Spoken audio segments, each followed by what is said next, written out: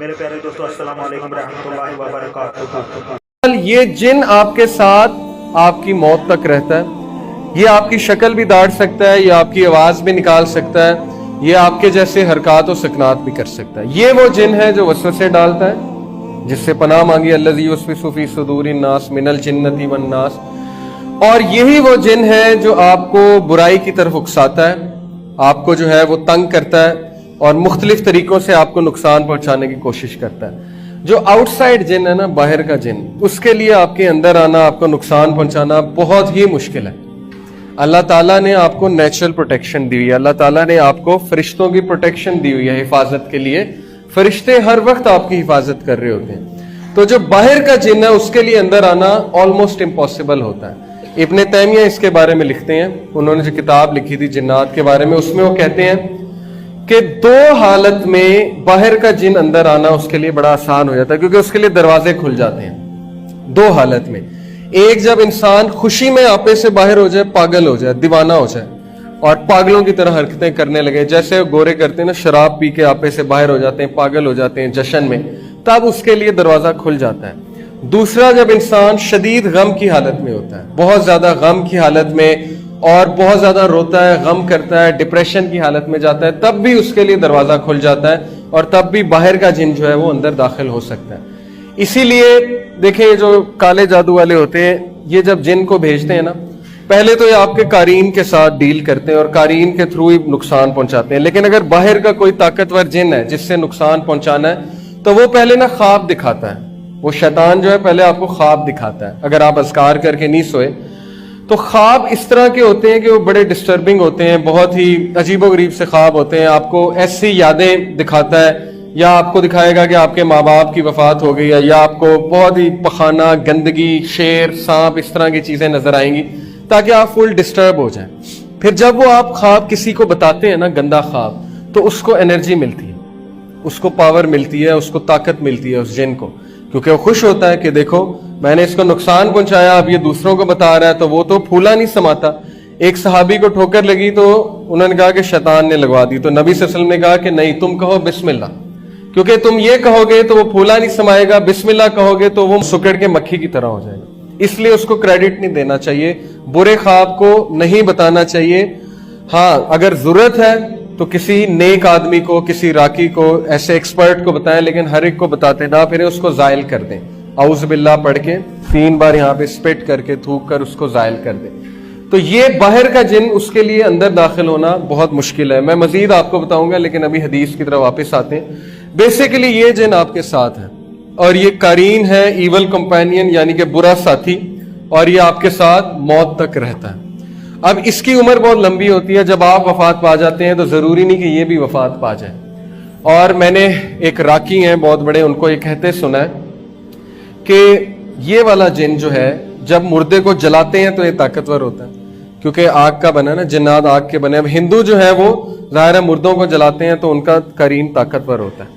اور مزید لکھا گیا اس کے بارے میں کہ اگر پھانسی دیں تو یہ بھی مر جاتا ہے۔ اب پتہ نہیں، واللہ عالم، حدیث نہیں ہے، لیکن اس طرح کی باتیں میں نے پڑھی ہیں کہ اگر کسی کو پھانسی دیں تو یہ جن بھی مر جاتا ہے اس کے ساتھ، یا گردن اڑا دیں کسی کی تو یہ جن بھی اس کے ساتھ مر جاتا ہے۔ خیر، یہ جن آپ کی شکل بھی داڑ سکتا ہے، آپ کی آواز بھی نکال سکتا ہے، اس لیے بہت خطرناک ہے۔ قال قرینہ ربنا ما اطغیتہ ولکن کان فی ضلال بعید، قرآن کی آیا ہے سورہ کاف آیت نمبر 27۔ قال قرینہ، اس کا ہم نشین کہے گا قیامت والے دن کہ اے ہمارے رب، میں نے اسے گمراہ نہیں کیا تھا بلکہ خود ہی دور دراز کی گمراہی میں تھا۔ وہ معصوم بن جائے گا قیامت والے دن، وہ کہے گا کہ میں تو صرف آئیڈیا دیتا تھا، میں تو صرف اسے برائی کی طرف اکساتا تھا، اصل میں کرنے والا یہ خود تھا۔ اور اصل بات یہی ہے، اس کا بس نہیں ہے، اس کا بس صرف اتنا ہے کہ وہ آپ کو ایک وسوسہ پھینکے گا، آپ کو ایک آئیڈیا دے گا۔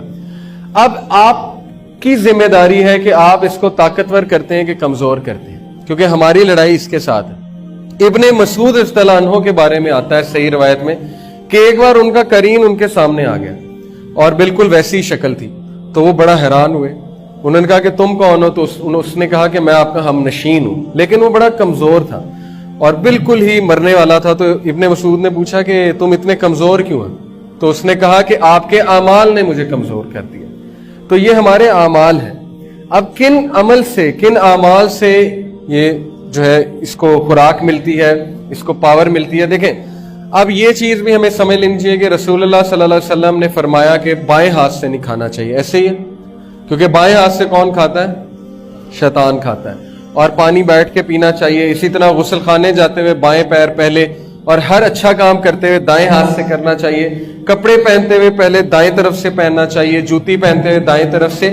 ان ساری یہ جو ساری باتیں ہیں جن کو ہم بہت زیادہ ایزی لیتے ہیں اور بہت زیادہ اگنور کرتے ہیں, ان کی بڑی اہمیت ہے, کیونکہ رسول اللہ صلی اللہ علیہ وسلم کو پتا تھا کہ ہمارے لیے کیا بہتر ہے اور جنات کا افیکٹ کیسے ڈیکریز ہوگا.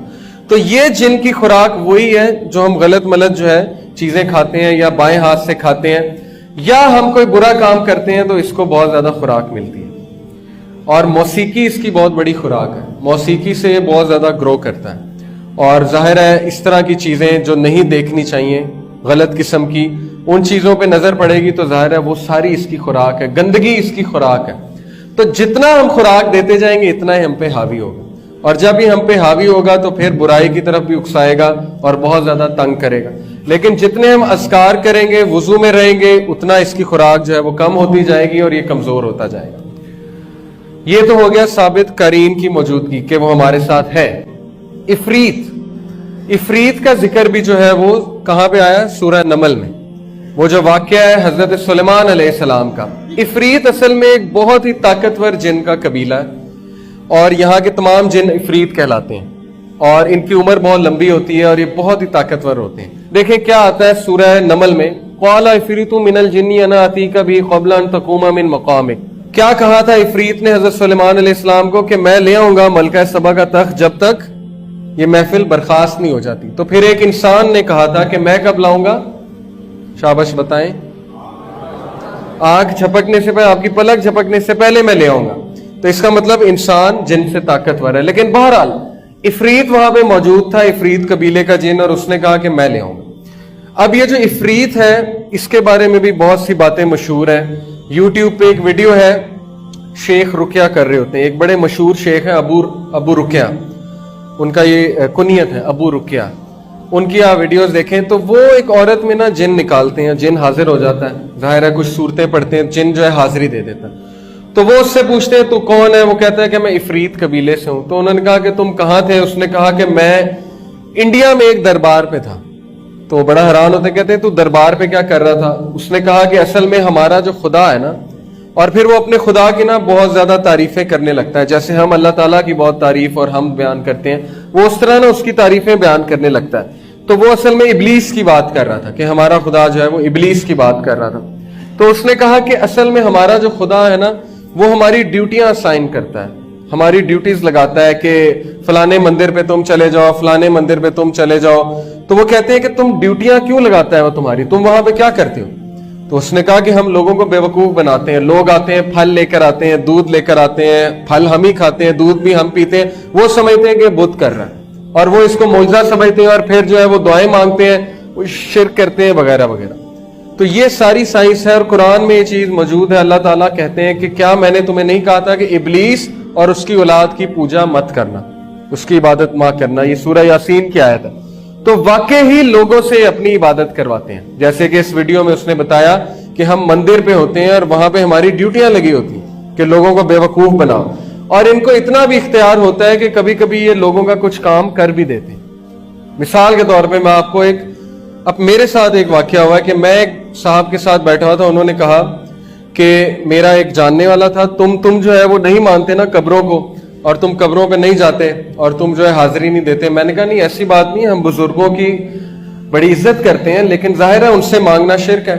انہوں نے کہا نہیں میں تمہیں بتاتا ہوں. ہمارے محلے میں ایک لڑکا تھا, اس کو جو ہے نا وہ مرگی کے دورے پڑتے تھے, اسکیزوفرینک تھا. تو اس کو مرگی کے دورے ایسے پڑتے تھے کہ وہ بیٹھے بیٹھے کانپنے لگ جاتا تھا اور پاگل ہو جاتا تھا اور باولا تھا, اور منہ سے تھوک نکلتی تھی, جھاگ نکلتی تھی.